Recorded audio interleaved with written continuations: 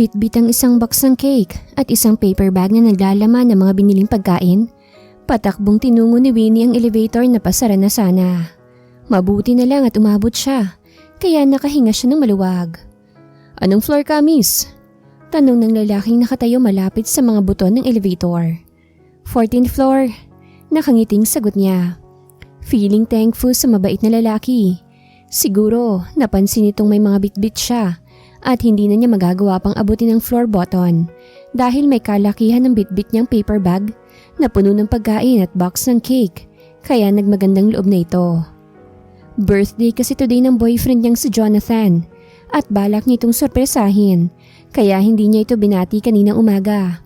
Kunwari, nakalimutan niya. Pero ang totoo ay excited na siya na ipakita rito ang binake niyang cake na kanyang pinagpuyatan nung nakaraang gabi. Halos madaling araw na siyang nakatulog dahil nakailang ulit pa siya bago niya yun ma-perfect. 14th floor. Anang lalaki nang bumukas ang pinto ng elevator. Nagpasalamat naman siya dito bago lumabas. Nang makalabas ng elevator ay agad niyang binaybay ang hallway hanggang sa makarating siya sa harap ng unit ni Jonathan. Kinuha niya ang keycard na nasa kanyang bag at binuksan ang pinto. Tahimik siyang pumasok sa loob ng unit.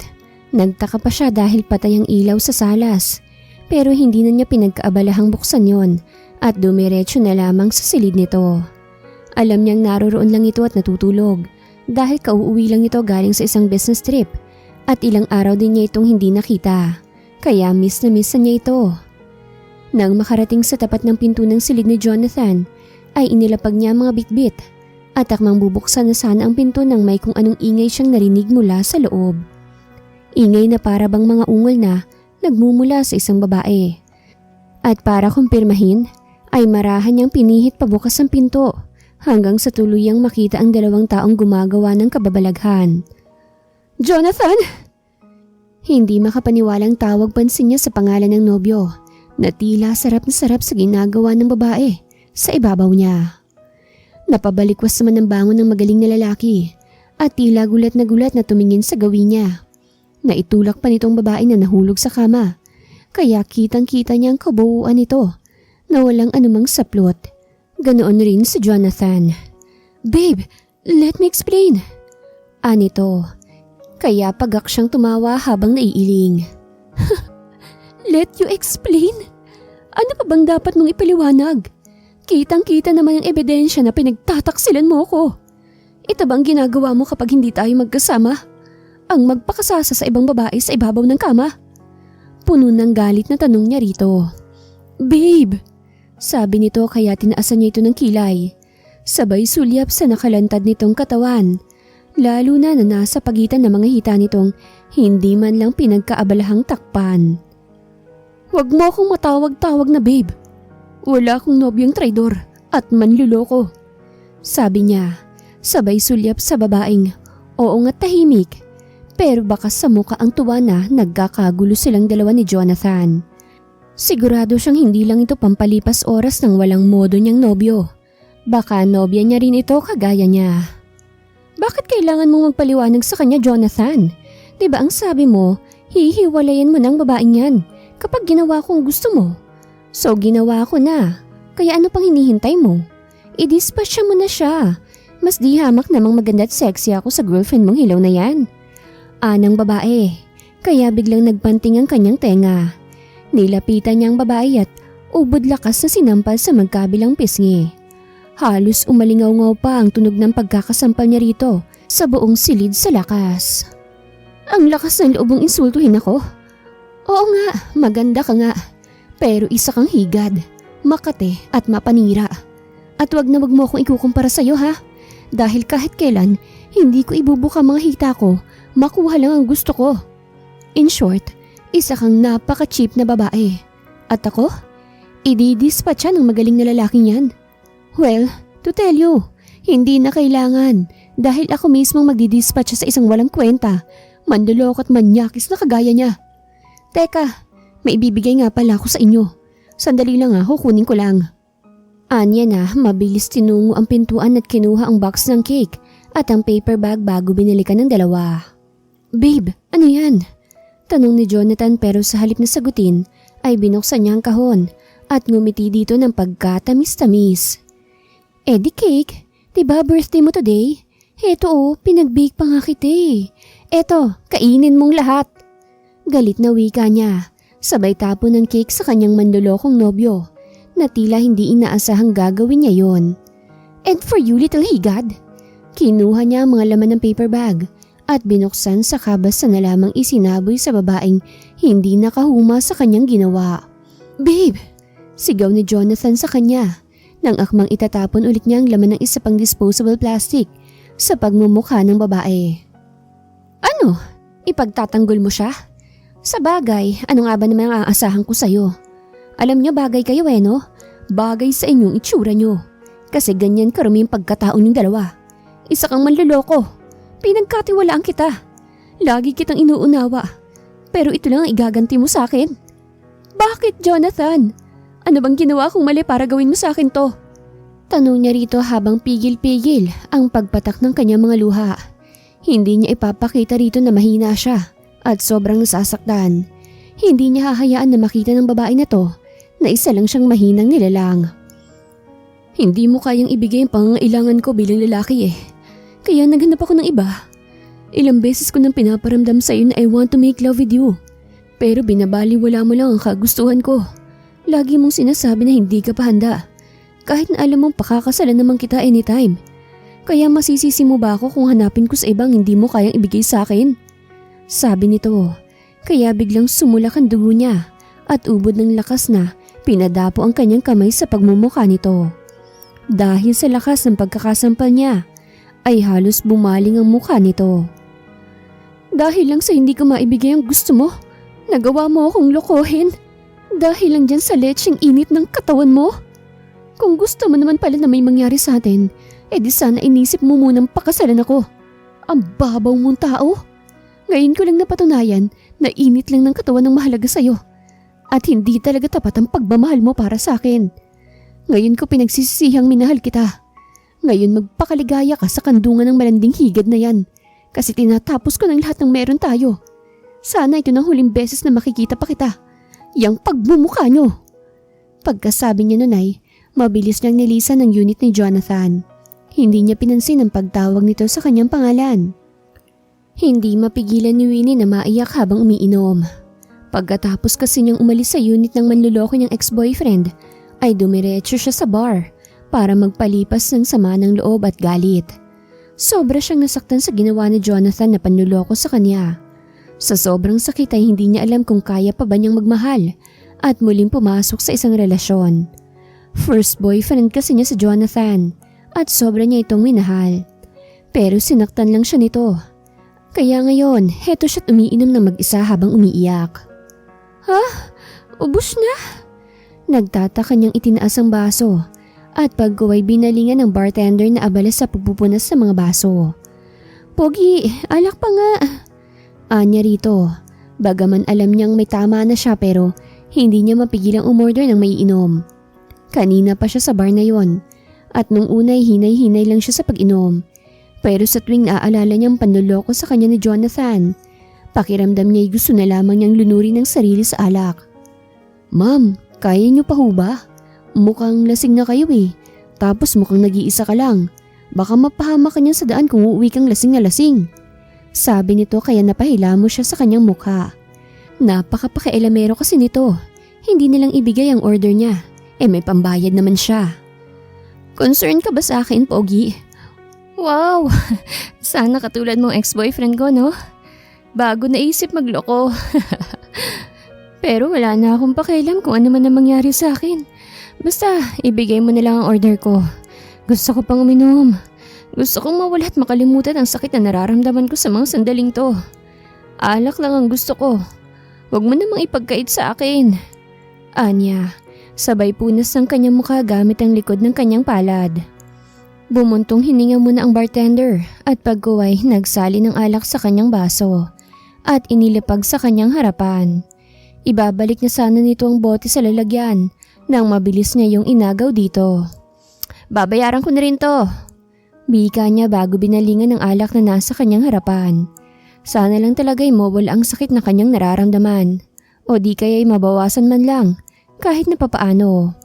Kung pwede namang mawala, sana ay mawala na lang para maipagpatuloy na niya ang kanyang buhay nang walang anumang iniinda. Kung alam kong ganito kasakit ma-broken heart, sana hindi na lang ako nagmahal. Sana hindi ko nalang sinagot ang Jonathan na yun na isang traidor at manluloko. Kapal ang mukha niya. Sinumbat pa sa akin na hindi ko ibinigay ang gusto niya. Saraulo pala siya eh. Kung pinakasalan niya ako, edi sana nakuha niya ang gusto niya. Katawan ko lang pala ang habol ng buwisit na yun. Mabuti na lang nahuli ko siya. Wika niya na para bang kahit sa pamamagitan ng paglalabas ng saloobin sa bartender, ay mababawasan ang bigat na dinadala sa kanyang dibdib. May mga lalaki talagang ganyan, ma'am. Pero sana, huwag mong isarado ang puso mo dahil lang nasaktan ka ng manluloko mong boyfriend. Alam mo, ma'am, parte na ng buhay ang sakit. Oo, nasaktan ka. Pero ang sakit na nararamdaman mo magpapatatag sa'yo. Kung hindi man ang ex-boyfriend mo nakatadhana sa'yo, I'm sure may iba pa. Hintayin mo lang siya.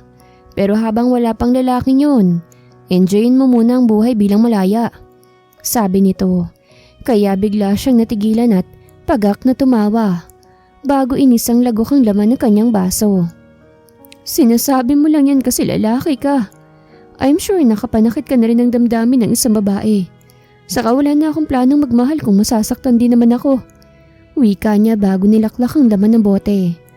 Nang ibaba niya yun ay halos mga lahati ng laman. Grabe ka, ma'am. Ginawa mong tubig ang alak ah. Komento ng bartender.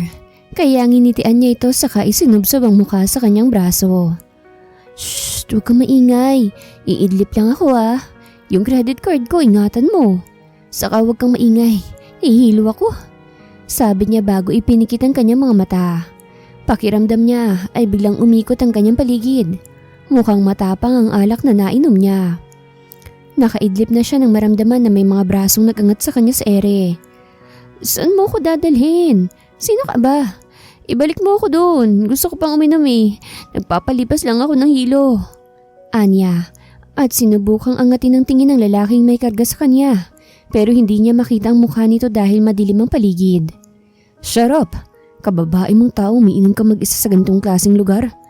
Anang pamilyar na boses sa kanya. Pero tinawanan lang niya ito at isiniksik ang mukha sa dibdib nito. Wala na nga akong pakialam.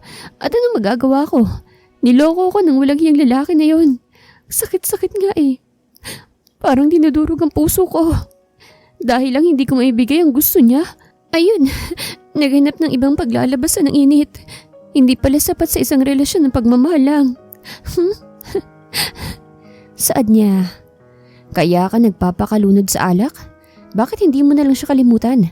Marami pa namang iba dyan na mas deserving at mamahalin ka ng totoo.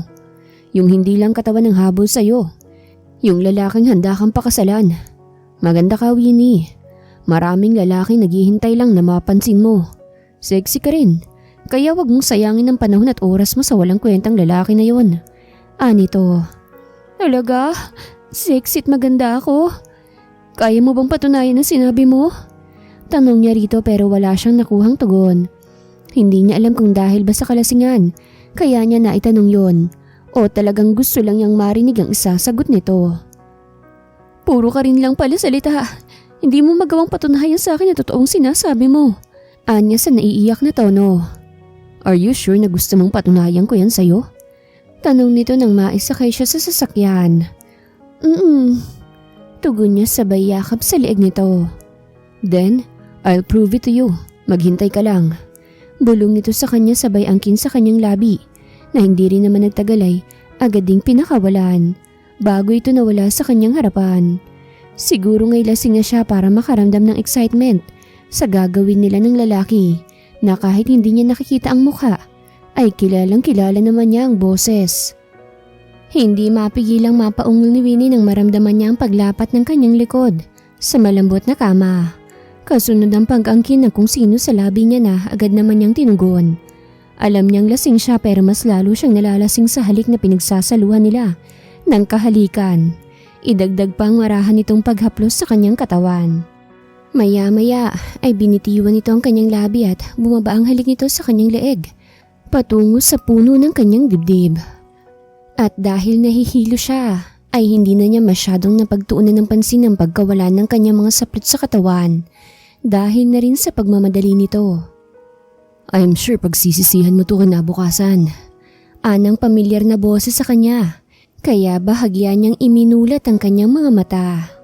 Pero blurred naman ang mukha ng lalaki, kaya muli siyang pumikit. Maybe, but I want you to continue.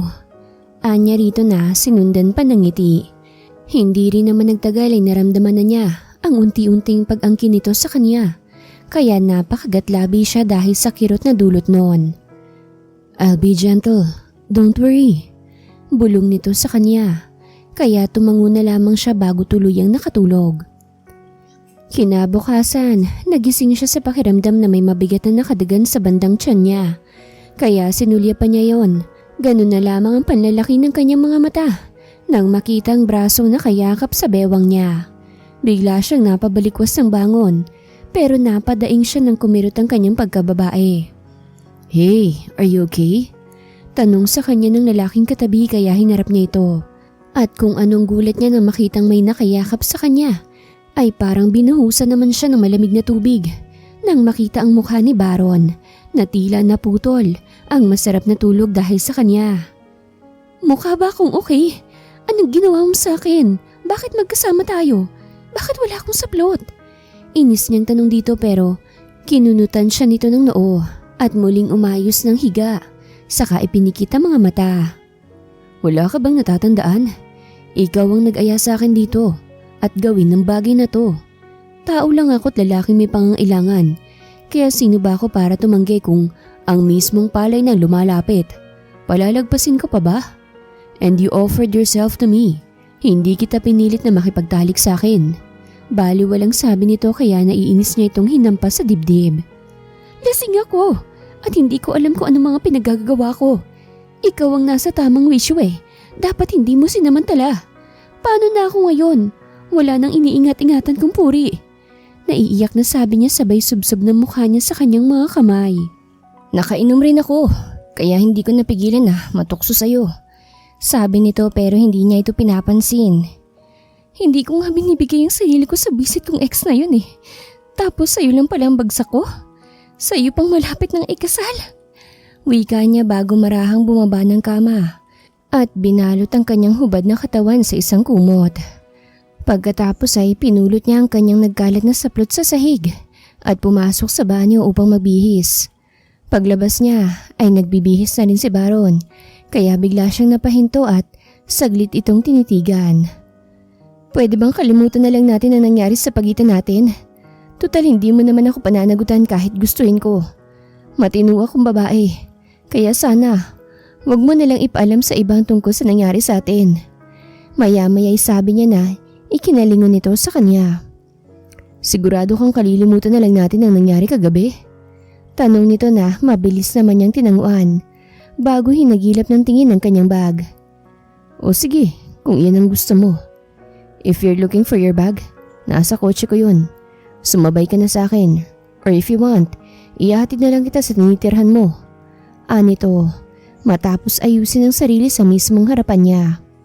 Wag na, baka mamaya may makakita pa sa ating dalawa na magkasama. Makarating pa sa fiancé mo. Mahirap na. Baka ako pang maging dahilan ng hindi niyo pagkakaunawaan. Sige na, mauna ka na. At pakibigyan na lang bag ko sa receptionist nitong hotel. Doon ko na lang kukunin. Sabi niya na tinanguan na lamang nito bago siya iniwan. Pinalipas muna niya ang 10 minuto bago siya bumaba sa lobby ng hotel. Lumapit siya sa receptionist at nagtanong kung may bagbang iniwan dito.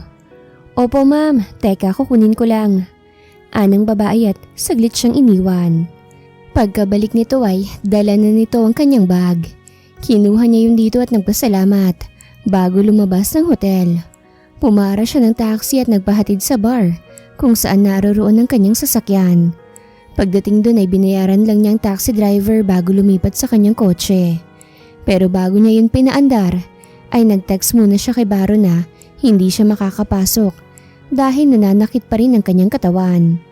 Hindi niya alam kung ilang beses siyang inangkin ito. Basta't masakit ang gitna niya at hindi niya kayang magagalaw. Okay, take a rest.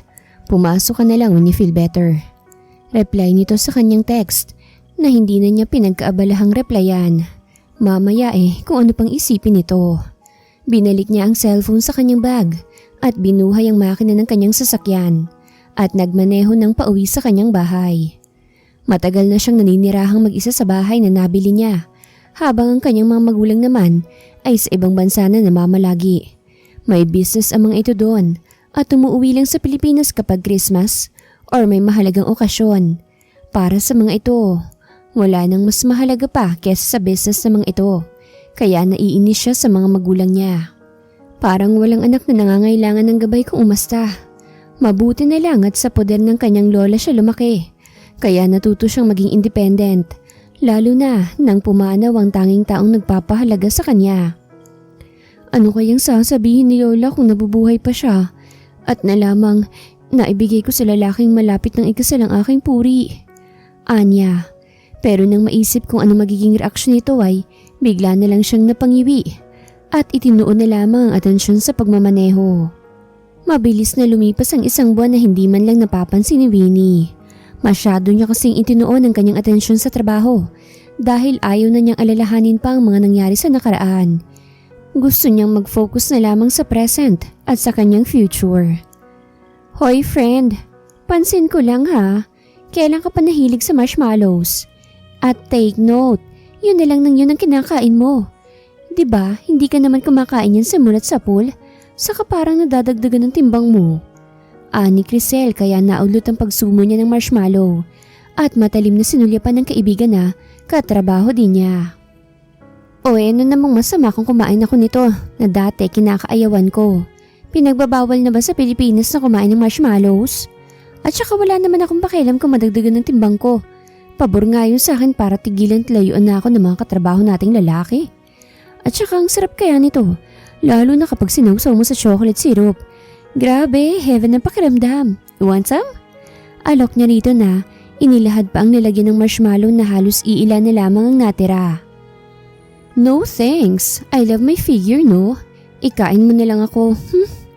Anito, kaya siya na lamang ang kumain ng marshmallows bago ibinalik ang atensyon sa harap ng kanyang computer.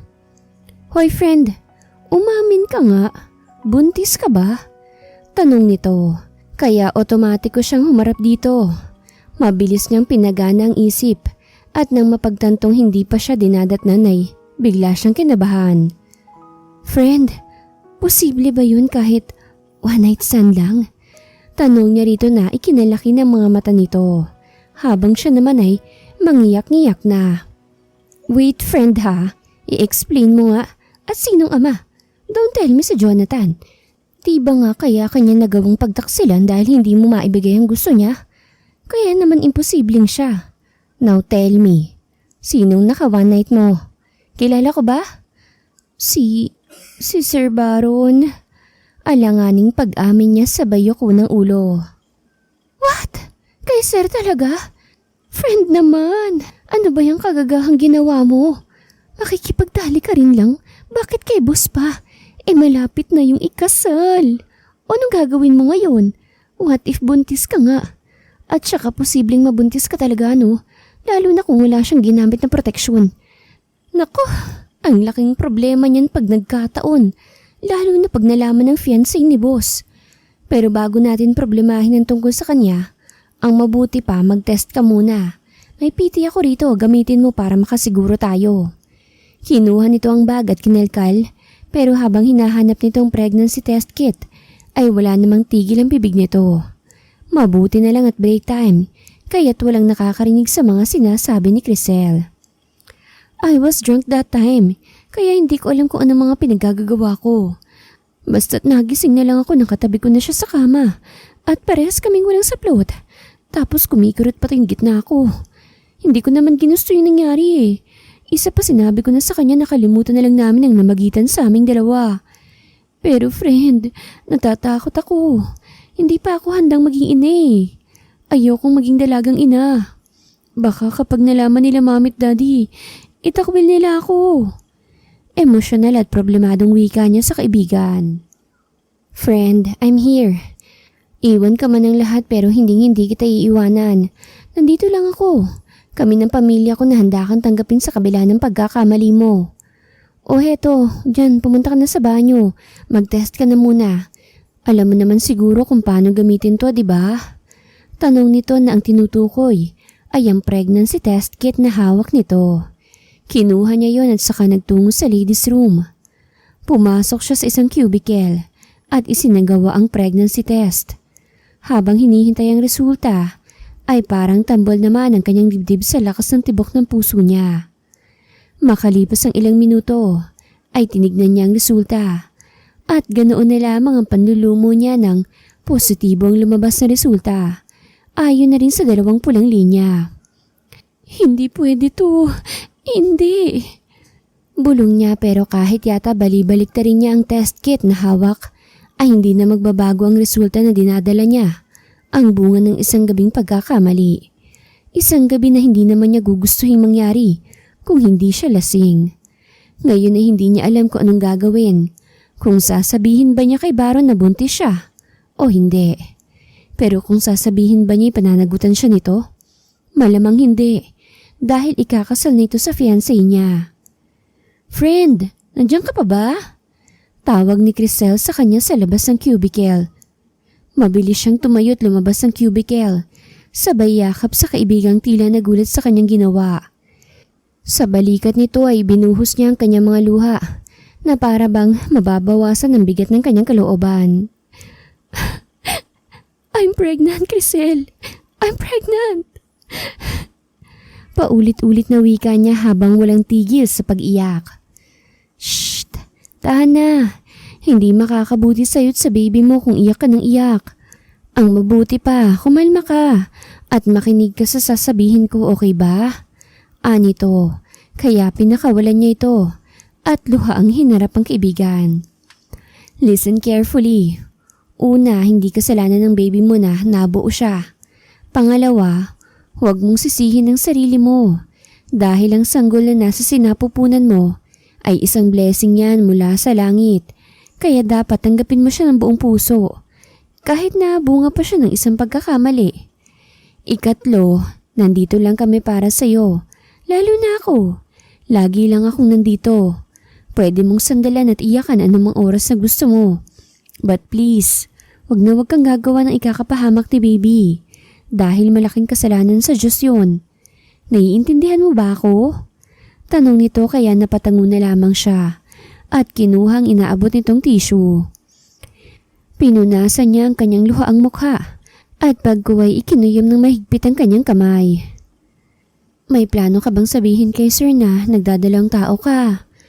Kung pananagutan niya ang pinagbubuntis mo, abay kung meron man siyang dapat na pakasalan, ikaw yun. At wala nang iba, no? Kung hindi ka naman kasi niya ginalaw at sinamantala ang pagkalasing mo, hindi yan mabubuo. Or kung gusto mo naman, ako ang magsasabi sa kanya kung nahihirapan ka. Sabi nito na mabilis niyang inilingan. Saka na, parang hindi pa ako handang isiwalat sa lahat na buntis ako eh. Kung pwede sa atin na lang munang dalawa to. Ayoko rin na makagulo ng relasyon ng iba. Ang mabuti pa, alika na, bumalik na tayo sa trabaho. Yaya niya rito at nauna nang lumabas ng comfort room. Hindi mapigilang mapakunot ng noo ni Baron habang naglalakad siya patungo sa kanyang opisina nang mapansin niya si Winnie. Nakapangalumbaba at tila napakalalim ng iniisip. Pero ang mas napansin niya ay ang bahagya nitong pagtaba. Pero konti lang naman at bumagay yun dito, lalo at may katangkaran tong babae. Maya-maya bumuntong hininga ito at hinaplos ang tiyan. Kasunod ang pagsilay ng munting ngiti sa labi. Bigla tuloy siyang nagkaroon ng hinala dahil sa inakto nito kaya nilapitan niya ito. Can we talk? Anya rito na mukhang ikinagulat pa nito. Pero mabilis ring nakabawi at formal siyang sinalubong ng tingin. About what, sir? Tanong nito pero sinenyasan niya itong sumunod sa kanya sa fire exit kung saan walang taong makakarinig sa kanilang dalawa. Umamin ka nga. Buntis ka ba? Diretsahan niyang tanong dito. Bagamat mahina ang pagkakatanong niya, alam niyang narinig nito dahil bigla itong namutlat mabilis na nag-iwas ng tingin sa kanya. Answer me, please. Pakiusap niya rito. Sabay hawak sa magkabilang balikat nito. Pero siniguro niyang hindi ito masasaktan. Kapag ba sinabi kong oo, pananagutan mo ko? Kaya mo bang iwan ang fiancé mo? Kung sakaling nagbunga nga ang isang gabing yun, alang-alang lang sa anak mo? Kung hindi ang sagot mo, mananatiling walang kasagutan ng iyong tanong. Anito, kaya napabitaw siya sa pagkakahawak rito at hindi makapaniwalang tinitigan ang mukha nito bago bumaba ang kanyang tingin sa tiyan nito. Napaisip rin siya kung kaya nga ba niyang iwan si Janelle para lang mapanagutan ang bunga ng kanyang ginawa kay Winnie ng gabing yun. Hindi ka makasagot. O diba, hindi mo kaya? Kaya pwede ba? Wag ka na ulit magtatanong kung buntis ako o hindi. Kasi hindi mo naman ako kayang panagutan. Oh, maiwan na kita. Marami pa akong trabaho. Aasikasuhin ko pa yung resignation letter ko. Sabi nito na ikinakunot lalo ng kanyang noo. Magre-resign ka? For what reason? Dahil ayaw mong makita kung unti-unting lumalaki ang tiyan mo? For goodness sake, Winnie. Anak ko rin yan kung sakali mong buntis ka nga. At may karapatan ako sa kanya. Naiinis na saan niya.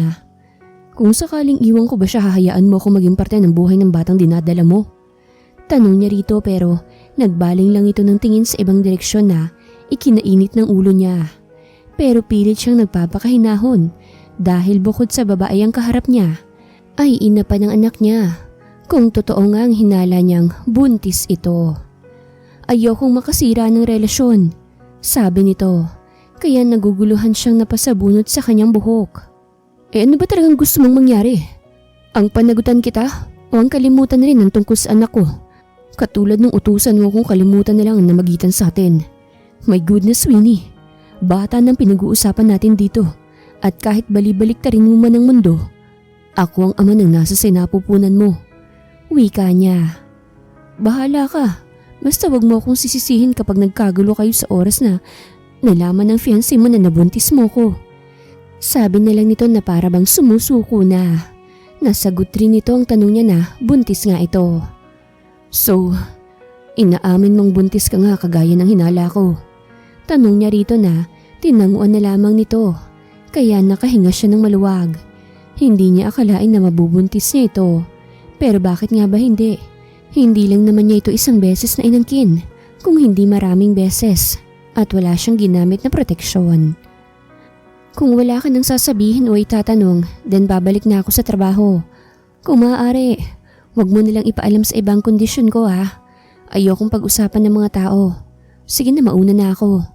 Paalam nito sa kanya. At akmang tatalikuran na sana siya nang hawakan niya ang kamay nito. Kaya napatingin ito ng diretsyo sa kanya. Kailan ang check-up mo? Anong mga cravings mo? Nahihilo ka ba sa tuwing umaga? Nahihirapan ka ba sa paglilihim mo? Sunod-sunod niyang tanong rito. Gusto niyang malaman ang pinagdadaanan nito.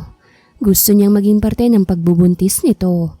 Gusto niyang siyang magbibigay ng mga kailangan nito, lalo na mga gusto nitong kainin. Cravings? Marshmallows and chocolate syrup. Madalas rin akong mahilo at nakakahiya mang aminin pero gustong-gusto kong naaamoy ka. Lalo na bago ako matulog sa gabi. At tungkol sa tanong mo kung nahihirapan ba ako sa paglilihi, oo ang sagot ko dahil walang nagbibigay ng mga gusto ko. Hindi naman lingid sa kaalaman mo na naninirahan lang ako mag-isa sa bahay ko. Kaya nga nagdesisyon na ako mag-resign para doon na lang ako sa bahay. Bahagya naman siyang napatango. Ngayon ay alam na niya kung anong kanyang gagawin. Responsibilidad niyang ibigay ang lahat ng kailangan nito. Total, hindi naman ito mahihirapan ng ganun kung hindi niya ito nabuntis. Give me your address. Pupuntahan kita sa bahay mo. Sabi niya pero kinunutan siya nito ng noo. Bakit ka naman pupunta sa bahay? Tanong nito. Because I want. Gusto kong malaman kung ayos ka lang ba. Kung safe ka. At syempre para matabihan kita. Gusto kong maging parte ng pagbubuntis mo. Gusto kong ako ang magbibigay at nagluluto ng mga gusto mong kainin. At diba sabi mo, gustong gusto mo kung naaamoy bago matulog? O bakit parang ayaw mo? Paano kung malaman ng fiancé mo? Nag-iisip ka ba? Naiiritang tanong nito. Pero sa halip na sagutin ay aliw siyang napatitig dito. Hindi niya alam na ang cute pala nitong mairita. Bigla na lang namumula mga pisngi. Bigla tuloy siyang napaisip kung ganoon rin ba ito noong gabing Inangkin niya ito bago siya tinulugan ito. Ang cute mo. Sige lang, mainis ka sa akin para maging kamukhang kamukha ko ang baby natin. Anya, sabay tawa. Sira ulo ka ba? Akong magiging kamukha ni baby kasi akong mami. Diyan ka na nga. Kakairita ka? Sabi nito sabay walk out. Naiwan naman siyang natatawa habang napapakamot sa batok. Mukhang mahihirapan siyang mapalapit sa ina ng kanyang magiging anak. Pero gagawin niya ang lahat maibigay lang ang mga kailangan nito, lalo na ang suporta niya. At tungkol kay Janelle, pag-iisipan niya kung anong magandang gawin dito. Tuluyan na ngang nag-resign sa trabaho si Winnie upang mas maalagaan niya ng mabuti ang kanyang ipinagbubuntis. Wala namang palya sa pagbisita sa kanya si Baron. Madalas ay sa bahay niya ito natutulog, lalo na kapag nirequest niyang tabihan siya nito para lang maamoy niya ito. Pero hindi sa lahat ng pagkakataon ay napupuntahan siya ni Baron. Kagaya ngayong araw, nag-text ito sa kanya na hindi siya mabibisita dahil abala ito at ang fiancé nito sa pag-aasikaso ng kasal ng mga ito. Kaya isinintabi muna siya nito, bagay na ikinangit-ngit niya ng todo. Sa sobrang inis niya ay nag-text siya rito na wag na itong magpapakita sa kanya at wag na rin itong pupunta sa bahay niya. Alam niyang wala siyang karapatang mag-demand ng atensyon nito.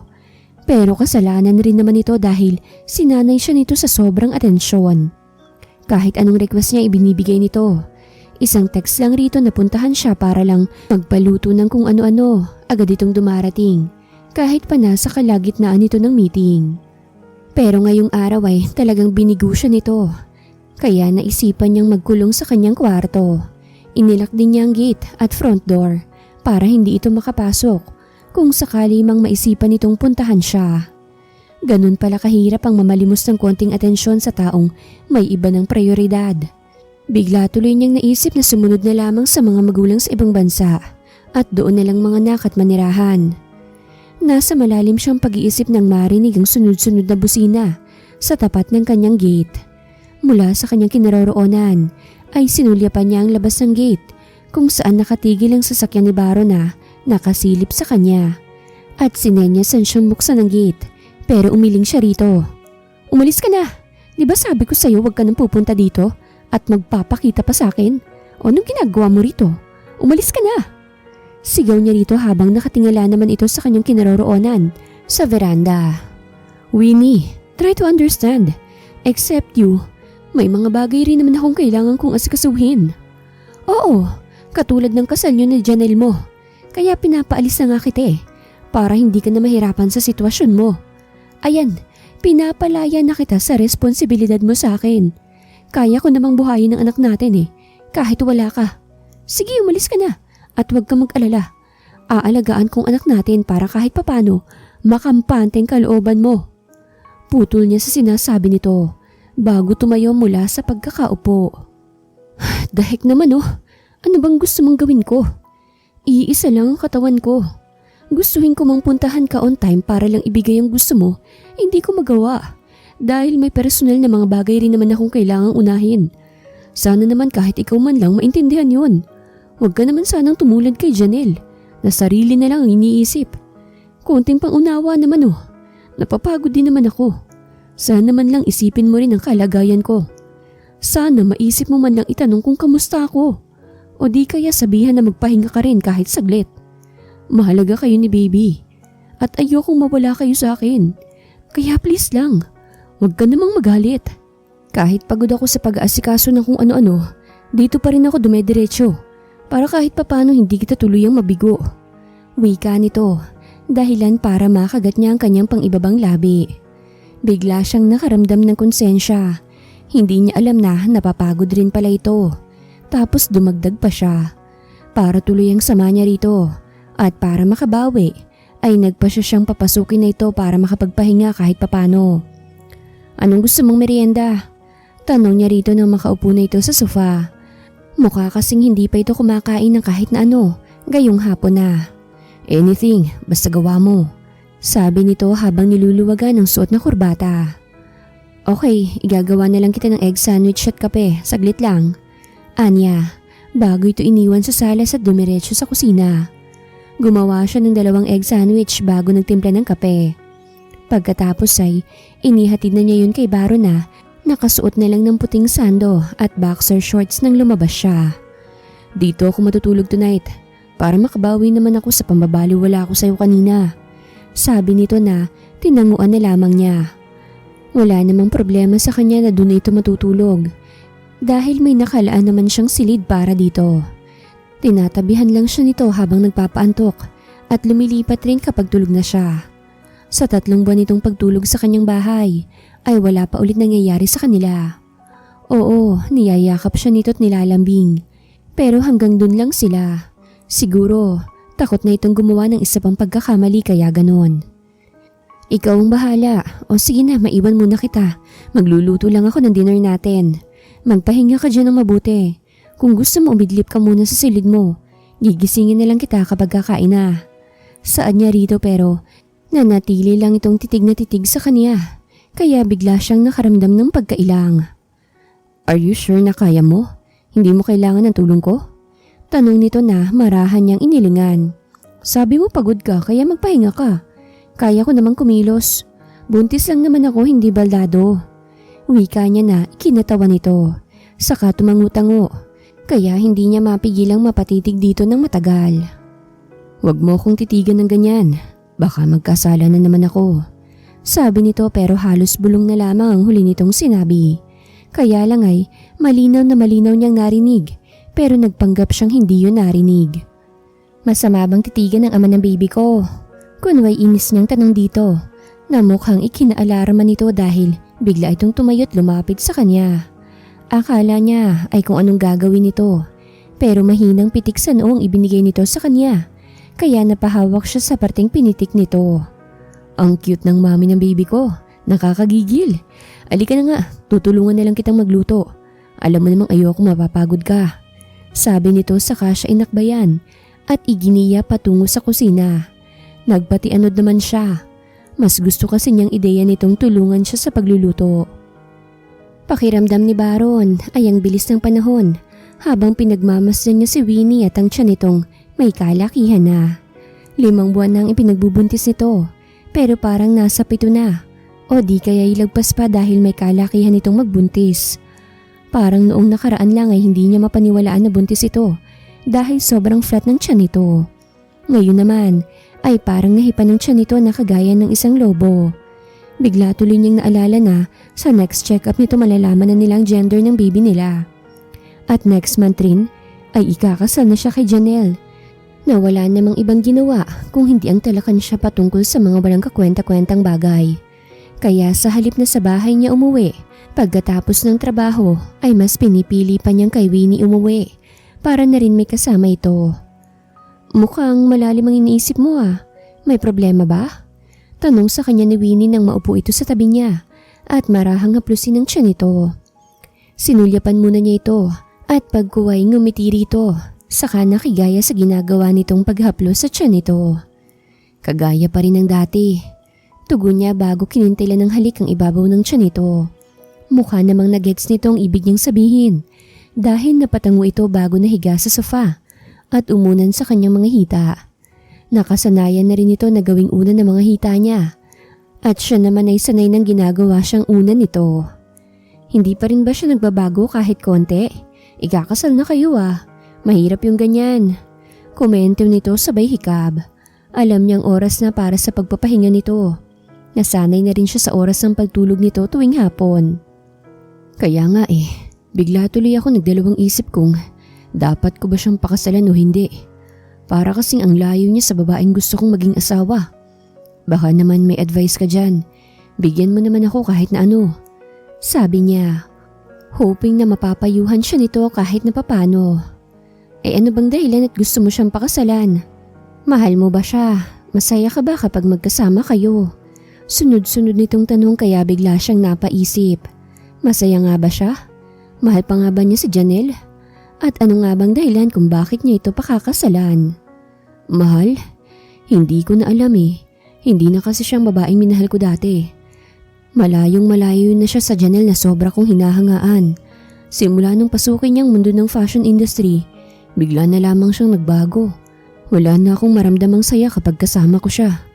Sa palagi mo ba, Dapat ko pang ituloy ang aming kasal? Tanong niya rito na ikinakibit nito ng balikat. Kung hindi ka na pala masaya, bakit mo pa pakakasalan? Kung alam mo sa sarili mong hindi ka na masaya at hindi ka na sigurado sa nararamdaman mo, bakit mo naman itatali ang sarili mo sa kanya? Sa bandang huli, pareho lang naman kayong mahihirapan kapag pinilit niyo ang isang bagay. Kaya hanggat maaga pa, mag-isip-isip ka na bago pa mahuli ang lahat. Think carefully. Piliin mo kung sino o ano ba talagang magpapasaya sa'yo. Sabi nito.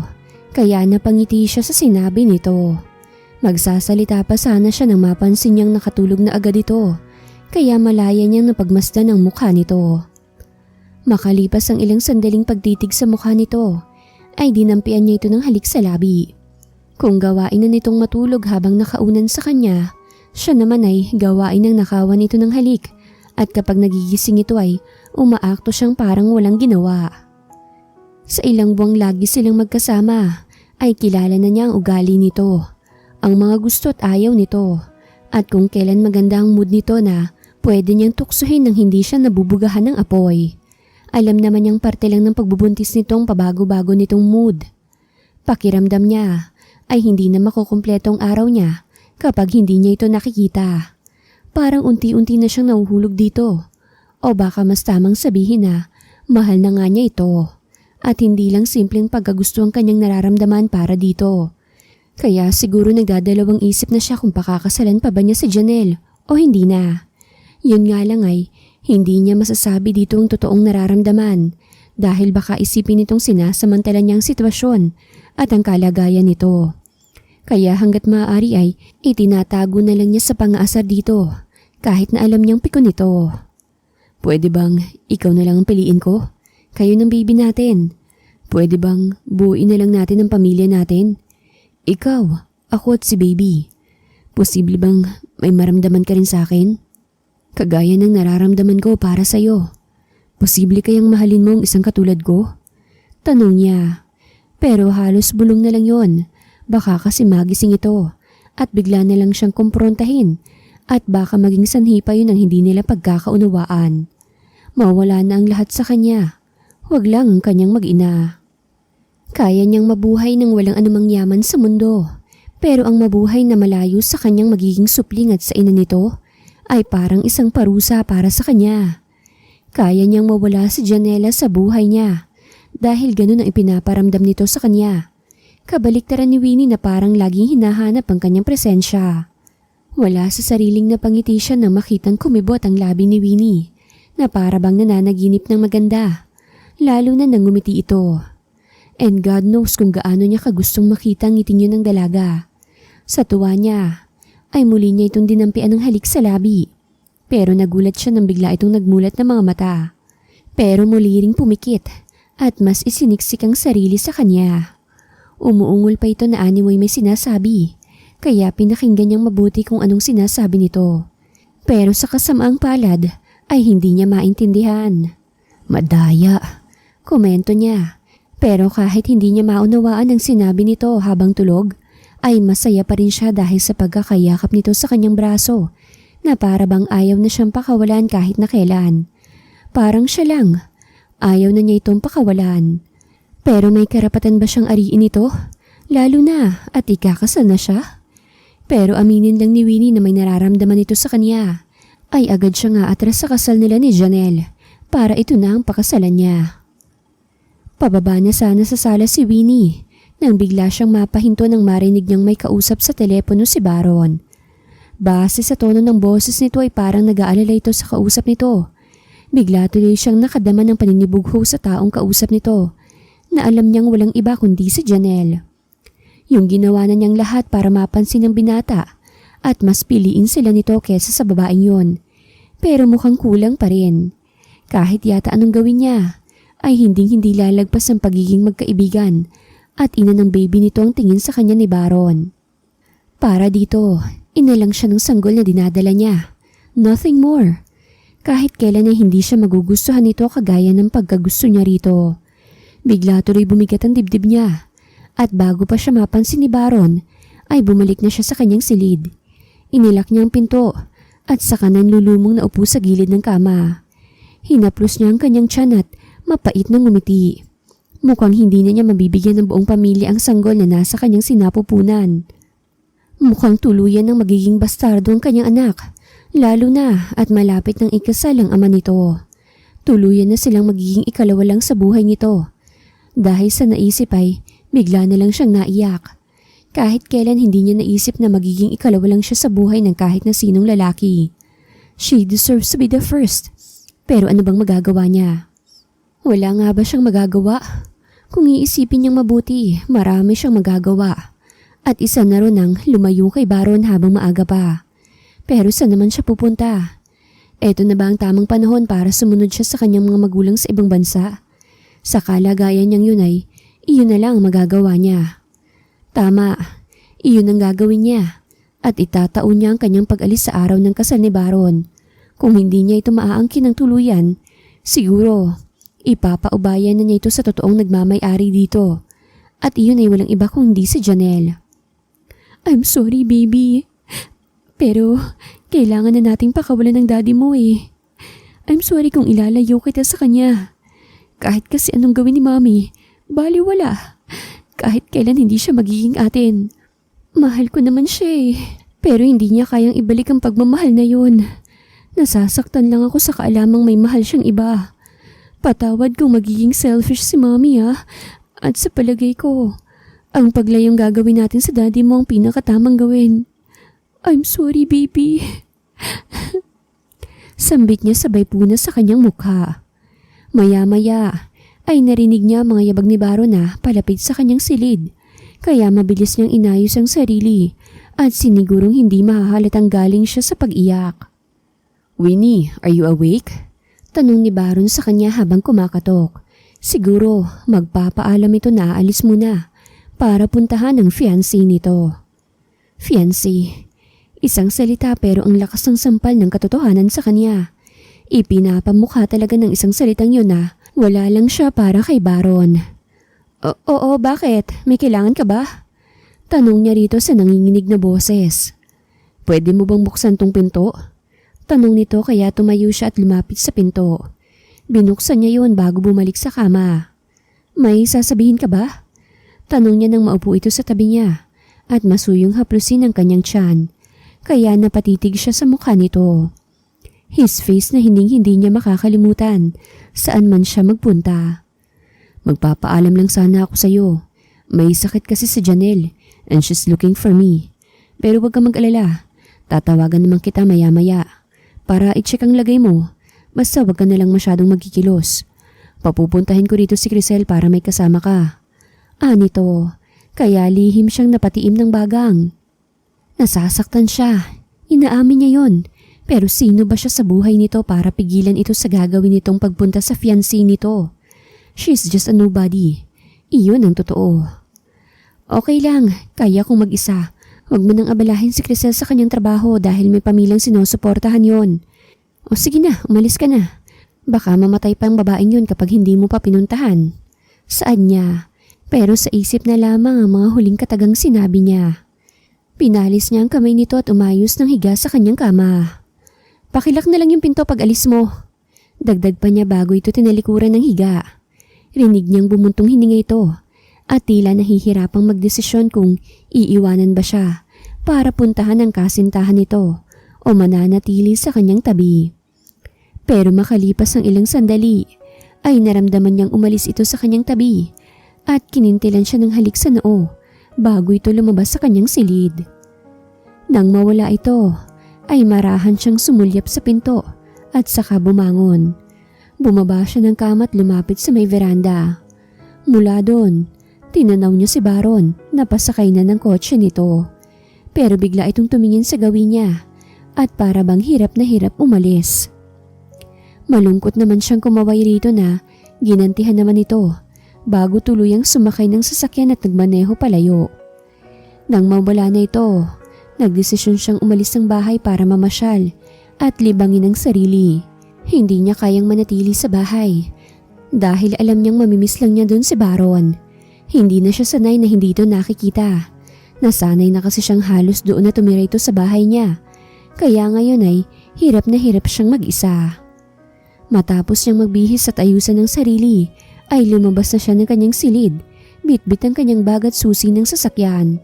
Buong ingat siyang bumaba sa salas at dumiretso sa garahe kung saan naroroon ang kanyang kotse. Medyo matagal na rin niya itong hindi nagagamit dahil sa tuwing may pupuntahan siya ay ipinagmamaneho siya ni Baron.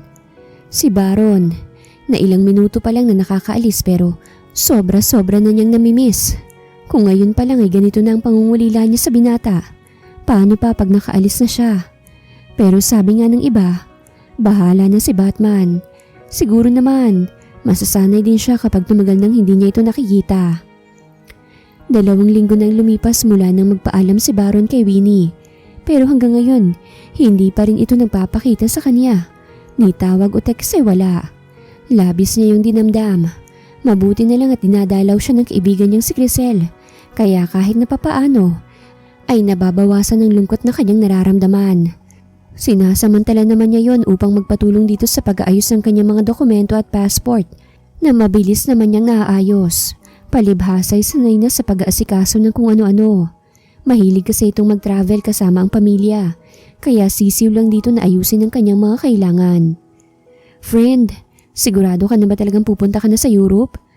Paano na si Sir Baron? Paano ng baby niyo? Kaya mo ba talaga siyang ilayo sa kanyang ama? Tanong ni Crisel sa kanya kaya saglit siyang napahinto sa ginagawang paglalagay ng kanyang mga mahahalagang papeles sa isang envelope at sinulya pa nito. Anong paano siya? Di ba nga, kinalimutan na niya kaming mag-ina? It's more than 3 weeks nang lumipas simula nang magpaalam siya sa akin. Nangako siya pero anong ginawa niya? Hanggang ngayon, ni ha ni ho wala. Siyempre nga naman mas importante ang babaeng yun kesa sa aming mag-ina. Sino ba naman kami sa buhay niya, di ba? We're just a nobody. At mas makakabuti sa aming lahat kung lalayo na lang ako. Kami ng baby ko. Kapag nagtanong siya kung nasan kami, ang sabihin mo hindi mo alam. Doon na lang siya sa Janelle niya. Pakihanapan na rin ng buyer tong bahay ko. Baka kasi doon na kami sa Spain manatili for good. Sabi niya bago isinukbit ang kanyang bag. Ngayong araw na ang kanyang alis patungong Spain at wala na siyang balak pang bumalik sa Pilipinas. Kung importante talaga kay Baron ng baby nila, madali lang para dito na hanapin ang kinaroroonan niya, lalo na't marami naman tong koneksyon. O sige, mukhang hindi na rin naman kita mapipigilan sa gusto mong gawin. Ang mabuti pa tulungan na kitang ibaba ang gamit mo. Presenta nito kaya tumango na lamang siya at nauna nang lumabas ng kanyang silid. Friend, ikaw nang bahala dito sa bahay ko ha. Don't worry, bibigyan kita ng komisyon kapag naibenta mo. Ikaw na rin ang bahalang magpresyo. Nasa kwarto ko naman yung mga kailangan mong papeles. Kumpleto na yon at wala ka nang magiging problema. Sana makadalaw kayong mag-anak dun sa akin ha. At huwag mong kalilimutan, ninang ka ng baby ko. Anya sa kaibigang nakasunod sa kanya pababa ng hagdan. Oo, ako nang bahala sa lahat. Basta mag-iingat ka sa flight mo. Malungkot na wika nito. Pero hindi na niya ito pinansin dahil itinuon niya ang kanyang atensyon sa mga steps ng hagdan. Isa pa, ayaw rin naman niyang magpaalamanan silang dalawa. Dahil alam niyang magkikita rin naman sila kapag binisita siya ng mga ito sa bansang pupuntahan niya. Nang makalabas sila ng gate, ay sinulya pa niya ang bahay na naging saksi kung papaano nabuo ang damdamin niya para kay Baron. Pero agad din siyang sumakay sa loob ng van na maghahatid sa kanya sa airport. Hindi na dapat niyang alalahanin si Baron dahil masaya na ito sa piling ni Janelle. Kuya, pakisakay na lang yung mga bagahe ng best friend ko. Sabi ni Crisel sa driver ng van na agad namang tumalima. Sumakay ito ng van at tumabi ng upo sa kanya. Kinuha nito ang isang bottled water na hindi niya napansin nang sumakay siya sa van. Oh, baka mauhaw ka. Uminom ka muna. Maganda ng hydrated lalo na sa init ng panahon ngayon. Isa pa, mas maganda sa buntis ang palaging umiinom para iwas heat stroke. Sabi nito habang binubuksan ang bote ng tubig. Matapos buksan ay ibinigay sa kanya. Nag-aalangan naman niyang kinuha yon at uminom ng ilang lagok bago ibinalik dito at saka umayos ng upo. Matagal pa ba? Baka malate na ako sa flight ko. Tanong niya sa kaibigan sabay sulyap sa suot niyang wristwatch. 1:00 ang flight niya at 11:15 na. Kaya hindi niya mapigilang mag-alala dahil may kalayuan ang bahay niya sa airport. Saglit lang, kinukuha pa ni Kuya yung isang bagahe mo. Ani Crisel kaya tumango na lamang siya habang panay ang hikab. Umidlip ka muna kaya, gigisingin na lang kita kapag nasa airport na tayo. Mukhang antok na antok ka na eh. Swestyon ito. O sige, bigla kasi ako inantok eh. Gisingin mo ko ah. Si baby kasi napakaantukin. Natatawang saad niya bago hinaplos-saplos ang kanyang tiyan nang may ngiti sa labi. Nang hindi na niya mapigil ang antok, ay umayos siya ng upo at saka pumikit. Mabilis naman siyang hinilan ng antok, kaya hindi na niya nalaman kung anong mga nangyayari sa kanyang paligid. Nagising siya sa pakiramdam na may humahaplos sa kanyang ulo at mayat-mayang paghalik sa kanyang noo. Kaya bigla siyang napamulat at napabalikwas ng bangon.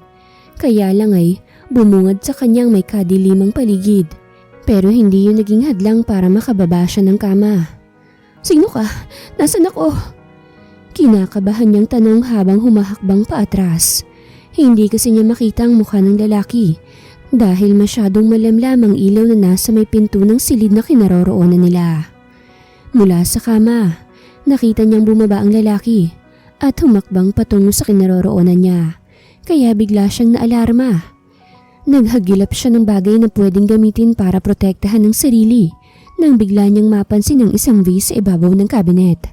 Mabilis niyang kinuha yun at iniaro sa lalaking isang hakbang na lang ang layo sa kanya. Sino ka sabi? Anong kailangan mo sa akin? Ba't ako nandito? Kasabot mo ba yung kaibigan ko? Alam mo bang late na ako sa flight ko? Nang gagalaiting tanong niya rito. Sabay wasiwas ng hawak niyang vase sa ere. Pero sa isang iglap ay nawala yun sa kanyang kamay. Sa sobrang galit niya sa lalaking nasa harapan ay pinagahampas niya ito sa dibdib gamit ang kanyang mga kamay. Pero mukhang baliwala lang yun dito. Nang mapagod ay napaupo na lamang siya sa sahig at napaiyak. Oh the heck! Anong pamilyar na boses. Hey, sweetheart, don't cry. It's me, Baron. Dagdag pa nito. Binuhat siya nito pabalik sa kama. Pagkuway saglit itong nawala sa kanyang tabi. Kasunod ang pagkalat ng liwanag sa kabuuan ng silid. Baron! Hindi makapaniwalang sambit niya sa pangalan nito, habang ito naman ay matamis na nakangiti sa kanya. Yes, sweetheart, it's me. Sabi nito. Nandito na ako. Nagbalik na ako sa inyo ni Bibi. At kahit kailan hindi na ako muling aalis pa. Hindi ko na kayo ulit iiwan. Pangako. I'm so sorry kung ngayon lang ako nagpakita sa'yo. Pero isa lang ang sigurado ko. Hindi na tayo maghihiwalay pang muli. Dagdag pa nito kaya napahagulgol na lamang siya ng iyak. Kung ano man ang galit na meron siya para dito nang iwan siya nito, ay parang bulang biglang naglaho. At ang tanging naiwan ay ang pagmamahal. Akala ko, kinalimutan mo na kami. Akala ko, hindi mo na kami babalikan. Akala ko. Hindi na niya natapos ang kanyang sinasabi nang angkinin nito ang labi niya. Nagulat may saglit lang yon at agad rin niyang tinugon ang halik ng lalaking minamahal. I love you, sweetheart. I love you so much. Don't cry. I'm here at hindi na ako muling aalis pa. I'm sorry kung natagalan. May mga inayos lang ako sa pagitan namin ni Janelle. At ngayon, masasabi ko na sa iyong ikaw ang gusto kong pakasalan. Gusto ko itang makasama habang buhay. Kayo ni Baby. Sana pumayag ka. Mahabang sabi nito nang maghiwalay ang mga labi nila. I love you too. And I'm so sure na gusto rin kitang makasama habang buhay. Pero pahingi pa ng kiss. Bitin eh. Sabi niya rito na ikinatawa nito. Pero ibinigay rin naman ang gusto niya. Isang buwan matapos alokin ng kasal ni Baron si Winnie, ay ginanap ang kanilang civil wedding. Ayaw kasing pumayag ni Winnie na magpakasal sila sa simbahan dahil malaki na raw ang tiyan nito at nahihirapan na itong kumilos. At dahil ayaw rin naman niya itong mahirapan pa ng husto, kaya pumayag na rin siya. Kaya lang ay may kondisyon at iyon ay magpapakasal sila sa simbahan matapos nitong mga anak na sinang-ayunan naman ito. Dahil nga buntis na ang asawa at nahihirapan na itong magkikilos, ay hindi na sila nag-honeymoon. Hindi naman na kasi kailangan yon dahil mas nauna na itong nabuntis kaysa sa kanilang pag-iisang dibdib. Kaya nanatili na lang sila sa bahay. Pero ipinangako niya sa sariling babawi siya kapag kinasal sila sa simbahan. Sisiguraduhin niyang susulitin niya ang kanilang honeymoon. But for now, magfo-focus muna siya sa kanyang asawa na wala yatang sandali na hindi siya pinapangiti dahil sa bawat araw na lumilipas ay pinaparamdam nito sa kanya kung gaano siya nito kamahal. Hindi rin naman siya pumapalya na iparamdam dito kung gaano niya ito kamahal sa isip, kilos at gawa. Hey, sweetheart! Pukaw niya sa asawang kasalukuyang nakahiga sa isang malaking duyan na nasa ilalim ng 2 puno habang nagbabasa. Sinulya pa naman siya nito at pagkuway itiniklop ang libro at ipinatong sa tabi bago siya sinenyasan na tumabi rito na ginawa naman niya. Tapos ka na ba sa trabaho mo, sweetheart? Tanong nito sabay yakap sa kanya. Nginitian naman niya ito at puno ng pagmamahal na hinagkan sa noo sa kaginantihan ng mahigpit na yakap. Tapos na po ko aking mahal, kaya pwede na ako makipagbanding sa'yo. Anya. Inabot niya ang kamay nito at dinala sa kanyang labi at binigyan ng munting halik bago hinaplos ang tiyan nito. Kulang-kulang 2 buwan na lang at manganganak na ito at excited na siyang ma-meet ang kanilang baby girl. Wala naman kasing problema sa kanya kung babae o lalaki ang baby. Basta healthy ay masaya na siya. Sweetheart, umamin ka nga. Kasabot mo si Crisel sa mga plano mo dati? Tanong nito. Bahagya naman siyang natawa sa tanong nito. Ang tagal na nun pero hindi pa rin pala nito nakakalimutan. Pero sa totoo lang ay si Crisel ang kanyang naging mga mata habang abala siya sa pag-aayos sa mga bagay-bagay na may kinalaman sa dating fiancé. Noong una, nahihirapan siyang hiwalayan si Janelle dahil hindi talaga ito pumapayag at nagwawala pa na nauwi sa pag-attempt nitong mag-suicide. Pero kalaunan ay tinanggap na rin ito ang katotohanang hindi na niya ito mahal. Sinisi pa nga nitong sarili dahil naging pabaya ito at nawala ng oras sa kanya. Which is totoo naman. Pero hindi naman niya ipinaparamdam na sinisisi niya ito. Baka kung hindi ito naging pabaya ay hindi niya asawa si Winnie ngayon at baka wala silang munting anghel na hinihintay na iluwal sa mundo. In short, thankful talaga siya sa dating kasintahan at dalangin pa rin niya na sana makahanap ito ng lalaking nararapat dito. Basta siya, sobra-sobra ang saya sa piling ng kanyang asawa. Akala ko nakalimutan mo ng tungkol dyan, hindi pa pala. Pero tama ka nga sweetheart, kasabwat ko siya sa lahat. Siya rin ang nagsilbing mga mata ko habang malayo ko sa'yo. But I hope na hindi ka nagsisisi na pinakasalan at minahal mo ko. Kasi kung akong tatanungin mo, very thankful ako sa mga nangyari. Kasi kung hindi kita nabuntis, hindi kita mamahalin. At hindi rin kita misis ngayon. Baka wala rin akong munting anghel soon. Saan niya? Thankful din naman ako. Kasi sinagip niyo ako ni baby sa matinding kalungkutan dahil sa paghihiwalay namin ni Jonathan dati. But you know what? Hindi pa rin ako lubusang makapaniwala na ang boss ko dati. Asawa ko na. At ama pa ng baby ko ha. Noong una nga, hindi ako makapaniwala that I'm carrying my boss's baby.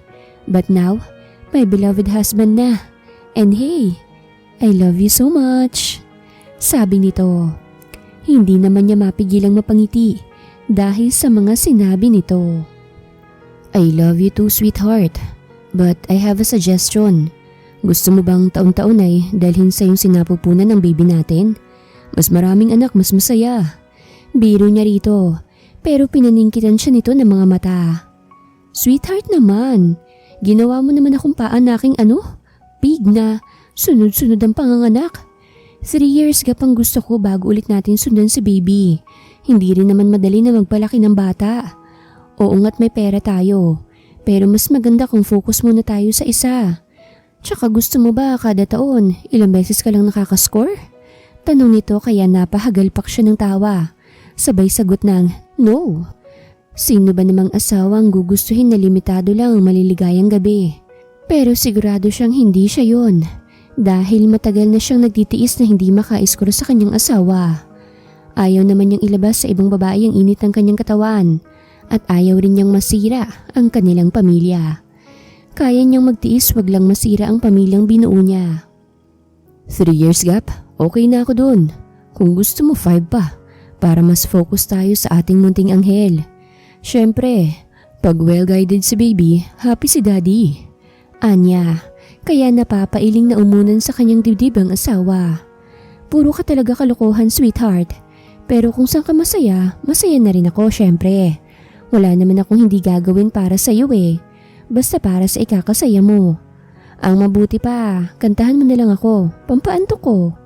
Hirit nito kaya napanguso siya. Ginagawa mo naman akong singer na kumakanta ng lalabay para sa iyo eh. Pero kung may kapalit na kiss, bigla siyang, oh, kanta na. Utos nito sa kanya pero umiling siya. Dahilan para magsalubong ang mga kilay nito. Oh, bakit na naman? Tanong nito na para bang naiinis sa kanya. Bitin, too fast naman kasi. Dapat lagyan mo ng konting intimacy, sweetheart. Konting panunokso at medyo tagalan mo. Sabi niya. Ganon? Parang niloloko mo naman ako eh. Pero sige na nga dahil makulit ka. Saad nito bago siya muling hinalikan. But this time, medyo matagal na. Kaya lihim siyang napangiti. Ngiti ng tagumpay. Matapos siyang pagbigyan nito, ay ginawa na niya ang gusto nito. Kinantahan niya ito ng isang awitin na siya na mismong nag-compose para dito. Isang awitin na nagpapahayag ng kanyang pagmamahal sa babaeng pinakamamahal at mamahalin habang buhay. Wakas.